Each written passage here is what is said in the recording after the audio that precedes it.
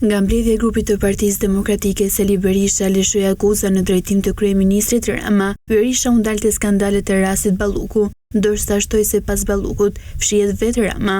Ka marrë çdo pushtet dhe nuk pranon që të zbatimin e ligjit nga organet e drejtësisë.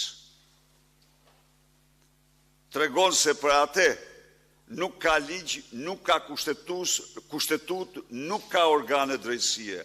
Ajo është i të gjitha pushteteve dhe për më tepër kur e dërgon atë njeri, atë lubit të diskredituar në shkallë ekstreme për vjedhjet dhe për të gjitha sjelljet e saj.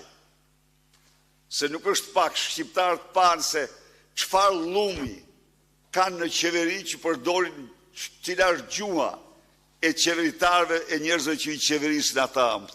Berisha vjoj akuzat ndaj Ramës dhe Ballukut duke akuzuar ata se pasi votën qindra milion euro, shkojnë dhe ngushëllën qytetarët për dëmet kolosale të shkaktuara nga përmbytjet. Dhe në vend të një ndjese të madhe publike dhe një dorëheqje, u dërgon Lubin, për të thënë që u kemi vjedhur dhe do të vjedhim, për të thënë këtë gjë.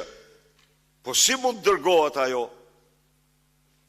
Që vetëm me 2 dosje, me 3 dosje, shkon tek 1.2 miliard.